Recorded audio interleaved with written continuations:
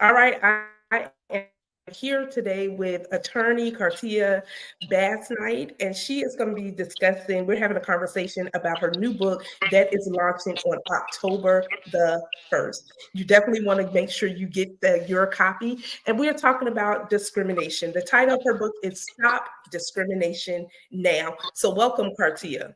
Thank you. How are you doing today? I am doing pretty good. How about yourself? I'm doing well, right? And so let's hop on into this conversation, but let everyone know a little bit about yourself. Did you always know you was going to be an attorney? And how long have you been practicing? So I knew I wanted to be an attorney since the age of 4. And I tried to, make sure I did everything within my power to, realize that dream. And here we are. And I've been practicing for 13 or 14 years. Wow, that is longevity in the game for real. And so, what made you decide to write a book? And I'm sure in your tenure of 13, 14 plus years, you have seen a plethora of cases and had a plethora of conversations surrounding discrimination. And so, in your time, and even in your own lifetime, your own personal experience, have you ever experienced discrimination or a form of discrimination? Um, I I really don't recall in my profession per se experiencing discrimination, more so maybe inherent biasness, which I have touched on in the book. Growing up in school, I did experience in my earlier years discrimination there, and just seeing others around me and their personal experience. I've seen some people pretty close to me be subjected to discrimination. And since then, or even before then, I've had a strong interest in just learning more about that subject area and trying to help people navigate through it and be heard. And discrimination laws are very statutory, very codified. There's elements that you have to meet, burdens of proof and all of that stuff. And sometimes, even though you may know or you feel you've been discriminated against, you may, unfortunately not have the evidence to prove your case. And so a lot of times what interests me is just trying to help people find ways to prove what they actually, know they're experiencing and what they feel. In addition to helping people realize that not every unfair or different treatment in the workplace or wherever amounts to discrimination.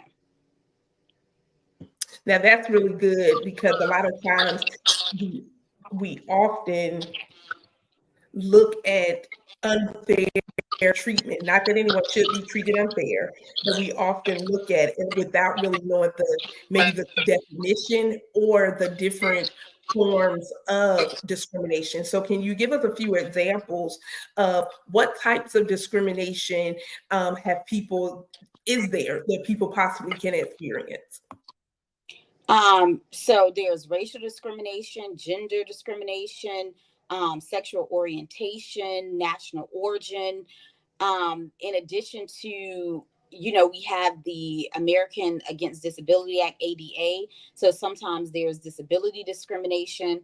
All those are, forms of discrimination that for the most part come under either your state's anti-discrimination laws, and on the federal sector, the Title VII. So even if someone feels as though they've been discriminated, you say your interest is helping people to navigate through that, to even have proof.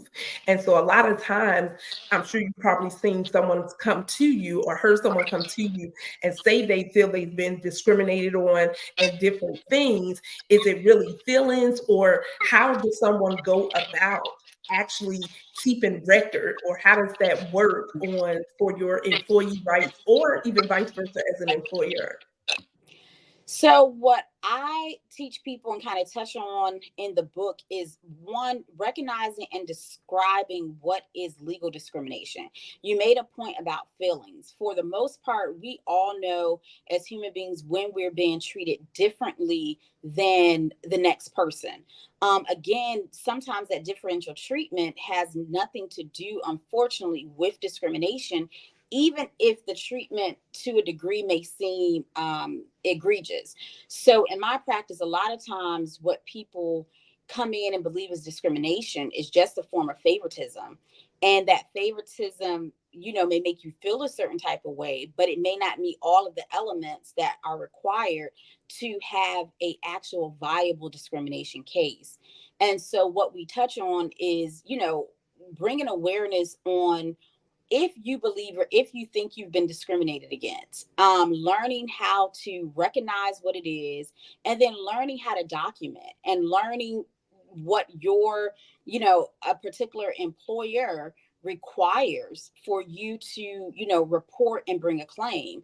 And so I find, unfortunately, that a lot of times people are experiencing sometimes some very viable acts of discrimination, but they don't document, or they sit on it too long, and then, all of a sudden something may happen, for lack of a better quote, that the straw that broke the camel's back, and then they want to bring a claim, and they have all of these allegations that, may range from a year or so, and they have just not, contemporaneously documented their forms or their experiences with the discrimination, or they haven't made proper reporting. And so, they get to this point where I am ready to file something, I want to do something, and sometimes the evidence isn't there, and then sometimes the acts don't amount to what the code or the statute defines as discrimination. And discrimination is not always a easy hurdle to come across, an easy hurdle to cross, rather, an easy hurdle to jump, because it comes in so many different forms. A lot of the cases are very fact intensive.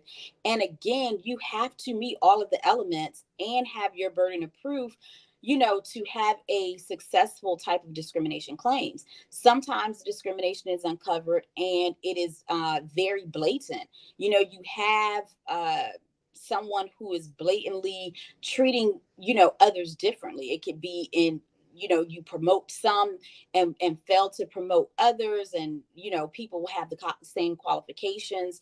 You discipline others harder than someone else, for people who are committing the same type of misconduct.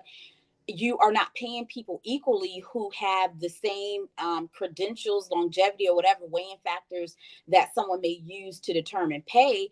And it's pretty clear cut that, all men are getting paid more than women, or all women are getting paid more than men, or, all men are being punished extremely harsh for certain acts that could be considered employee misconduct or admonishment, but nothing, is happening to a female. But even with that, it's just not that black and white. There's different things that an attorney still has to consider, or even the person bringing the discrimination claim, and so it gets very fact intensive. Are they of the same level as you? Are they a proper comparator? And so you have these things where it's just not the act that made you feel that you were discriminated against, or the act that made you feel that you were being treated unfairly. There are so many other factors that, go into that. And so for me, really, in this introductory book, is more so gearing people to really understand what discrimination is. And so the moment you feel, or you think, or you've witnessed an act that you believe is discriminatory, go ahead and make sure that you are documenting, and you are doing, the research, and you're looking into it. And even if you're unsure, I'm not telling anybody that every time you feel something was done wrong to you, or you witness something that you believe is discriminatory, go make a report. That's not what I'm saying. But you can definitely, document, send an email to yourself. I had a case recently where the judge asked the client, do you have anything where you were even emailing yourself notes, or do you have a journal? or were you talking to anyone else, about these instances and situations? And so, those things helped get us across certain thresholds. And so, again, this book is one gearing towards helping people recognize what discrimination is, as Right. well as just some introductory steps on things that they need to do if they feel like they're being discriminated against. Oh my God, this information is just right on point, because a lot of times, like you said, we can't just base everything on, especially just an emotion, right? But really recognizing and taking your own good notes. I can even speak from my own personal experience. I kept a notebook, right? Because with dates and different things. And I do believe a lot of HR, and we know it doesn't just have to be on the employee level, it can be different places, right?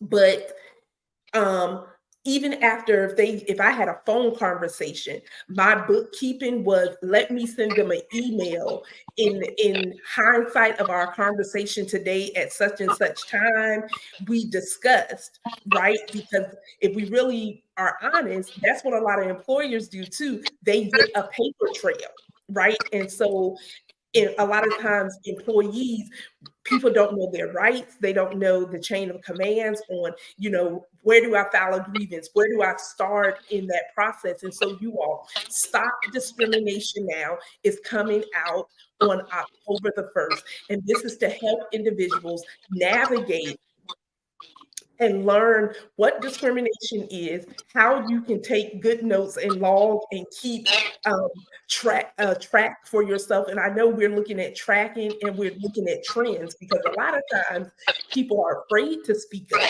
right? Because of retaliation, even though we look at all these videos, right, on onboarding and training about retaliation. So you do find people that are afraid to speak up. What do you say to those individuals who's saying, you know what, I know and I have been keeping record, right?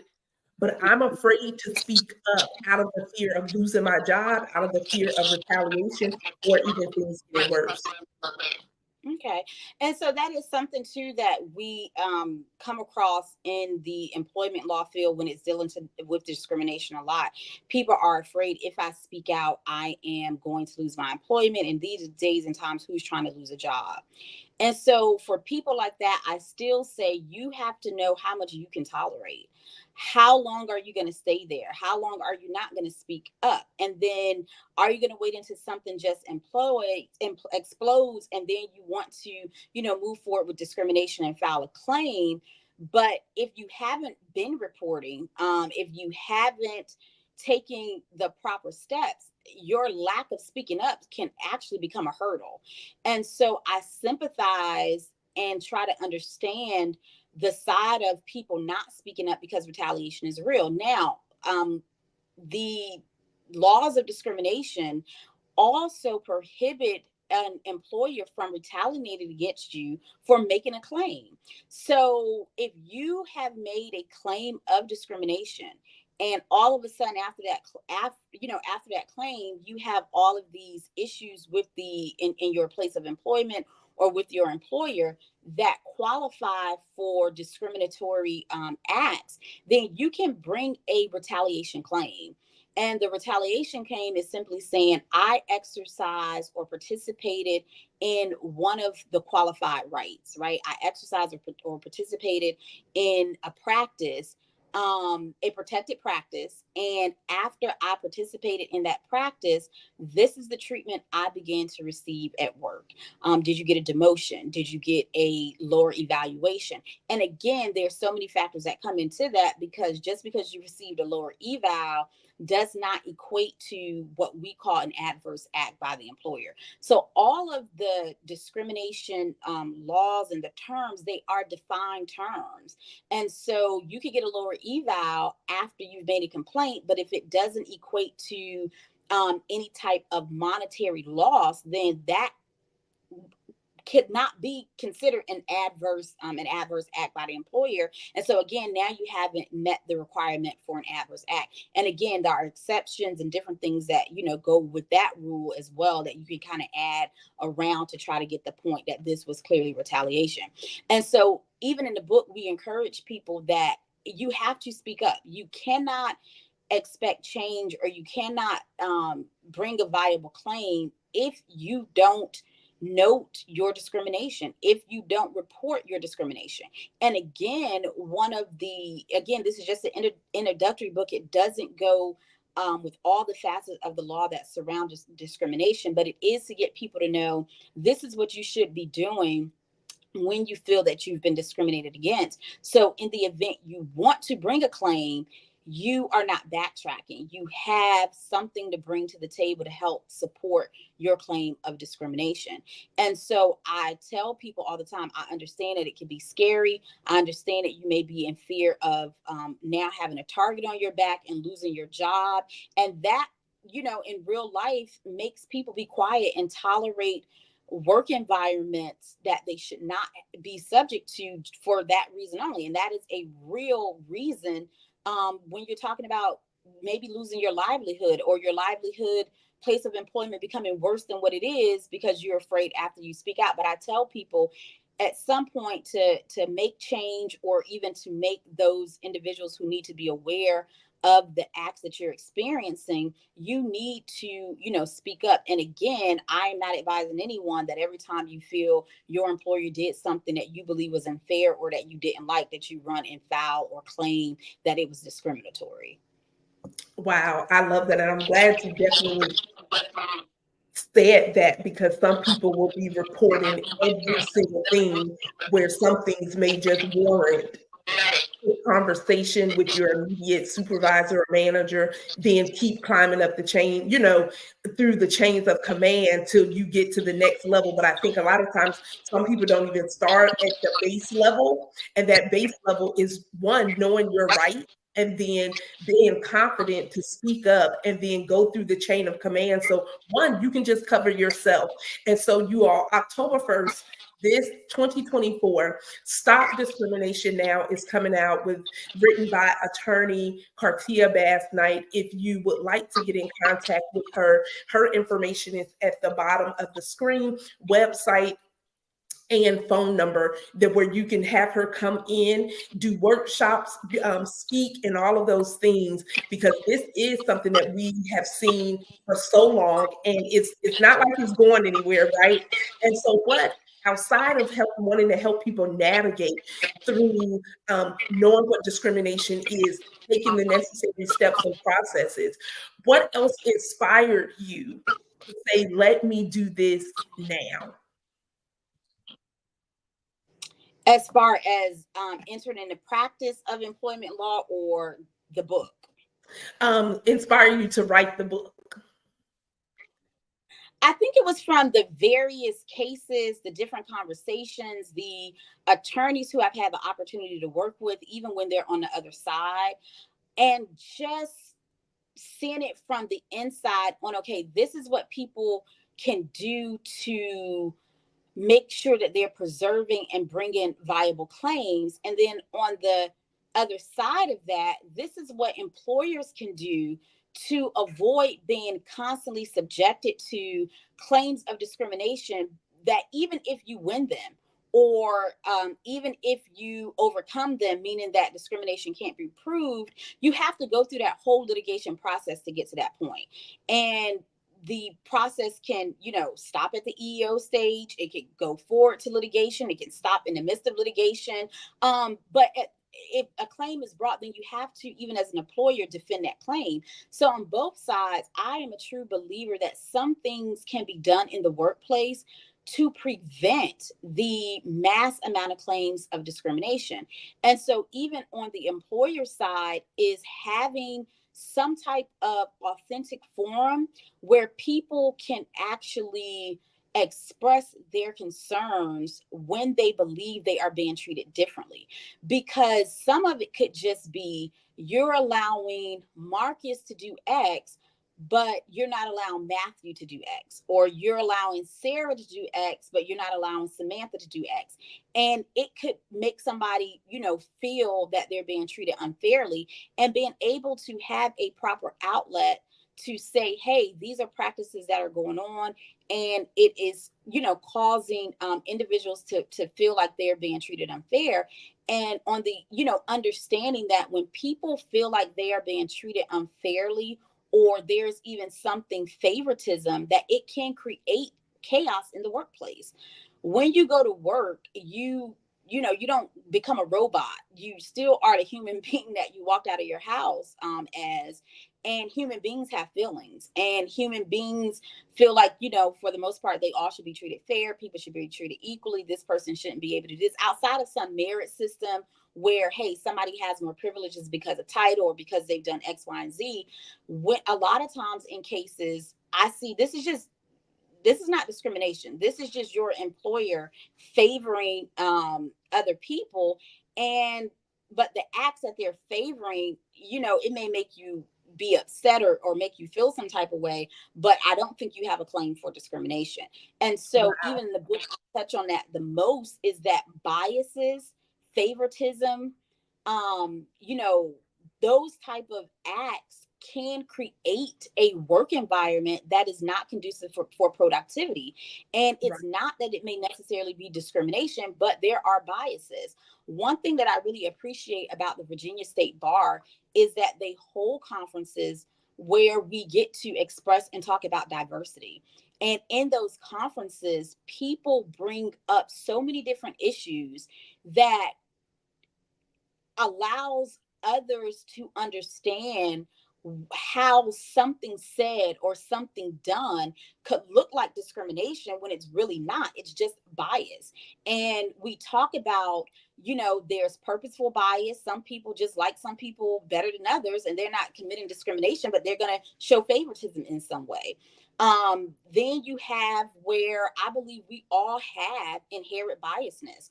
We may not mean harm. We may not even realize that we have them. It could be culture. It could be the way that you're raised. It could be what you're used to. And so, we most times we work in places of employment, and it's a melting pot. So you have people of different ages, background, races, ethnicities, etc. And sometimes we all come with our own what we consider to be inherent biasness, and it takes us collectively to tell one another, like, hey, maybe you shouldn't say that way, or maybe you shouldn't carry yourself like this, or maybe you shouldn't do this, that, X, Y, and Z, when it's biases that create chaos in the workplace. And a lot of times, in some cases, when people come, they're so overwhelmed with the environment at work, and they're stressed out about it, but it's not discrimination. And then sometimes it is discrimination. So I think even on, Absolutely. And I can honestly, I definitely agree with you. And some people do have a different level of rapport with people, right, in different arenas. And so the relationship, and I think having this discussion and having this resource of Stop Discrimination Now, you all, this is going to give us the right, first of all, the right terminology, right? It's like learning the parts of your body and knowing what they function for. So in this book, we're going to learn the right definitions and have that perspective of, okay, is this really discrimination? Is this favoritism? Is this bias? And then really analyze them to say, you know what? I have some biases. I have some I have some favorites, right? We can even look on the coworker to coworker relationships. You have a better rapport sometimes with certain people that your relationship goes beyond the workplace. And so you're absolutely, I love what you said about the toxic having, it does create a toxic workplace environment, and there's nothing worse because we hear in on board and a lot of times like, hey, leave your problems on the outside. But the reality of it is, you said it best, we're not robots. Everyone is a human, and though technology is evolving every single day, right? We don't leave all of our problems on the outside. But when we think about that open door policy that we speak about so much, is the door really that open where people feel comfortable to come and have a conversation, even when they're saying, hey, I noticed A, B, and C, without someone getting defensive or offensive or retaliating and all of these things. And so you all make sure October 1st, right? October 1st, stop discrimination now. And you all, we can even look a little deeper internally with ourselves, right? You might have said, I've been on the end where I felt discriminated, but were you the person who has discriminated, right? And we're not just talking about in the workplace. This might be in your own home, right? This could be in the home. This might be in your local church, different arenas, but it will give us a perspective to learn and know the differences between these terminologies and giving us a foundation, right? Because a lot of times we're not taught this aspect of discrimination. We see the clause, right, against sex and gender and age and all of these things, but yet people still say things that could potentially be very offensive to someone in the workplace or wherever, and we don't even realize it. And so, Attorney Basnight, I just want to say, first of all, thank you for the opportunity of sharing your heart and having a heart for community and helping people to navigate through these, unfortunately, not as black and white, right? Aspects of the law, and willing to share this new resource that you all will be able to get October the 1st. It will be on Amazon, and we will have those links for you because we're going to have another conversation with her even after the book launches. But make sure you connect with her. I'm going to put her information. It's right on the bottom of the screen, website and information. So if you're looking for a speaker, you're looking for someone to do a workshop, you want to set up a legal clinic at your next event, or different things. She is definitely a powerhouse to work with. And she said, look, with over 10 plus years in the game, she knows what she's talking about. But make sure October the 1st, Stop Discrimination Now will be available. So before we leave, Attorney Basnight, any other words that you would like to share? Yes, one of my favorite quotes, or something that I say all the time to both clients and employers, is we have to remember that we spend as much time at work probably as we do in our homes. So imagine the type of environment that you want to have created in your home. You don't want to go home every day to people who don't speak. You don't want to go home to people every day that are dismissive or have attitudes, or that, do not listen, do not compromise. It is the same way, in the workplace. And I think that's when we learn that and we try to work together. I think it helps us to, one, understand that even though everything is not discrimination, there are acts, there are biases that can create a very uncomfortable workplace. And so I think if we get some of those things together and understand all the acts that can lead up to someone wanting to file a discrimination claim, then we can probably, together and collectively, at least reduce. I don't think we'll probably ever stop it, but we could reduce some of these claims that are coming up as discrimination. Well, you all heard it first, right from the mouth of Attorney Basnight. Stop discrimination now. And we're all in this together. We work together. It's not just one street, but it's all of us coming together to help be more proactive in these events, right? And I love the analogy that you gave just a minute ago. And so thank you for your time. Thank you for your service for the community and your clients and everyone. And you all, once again, if you want to book her or you want to connect with her, her information is down below. Please visit www.basnightlaw.com, and you can call the office at 757-838-0001. I hope I didn't say too many zeros. I think I did, but nevertheless, you all, and October 1st, mark your calendars, tell a friend, make sure you share this out. Stop Discrimination Now with author Carteia Basnight. All right, take care.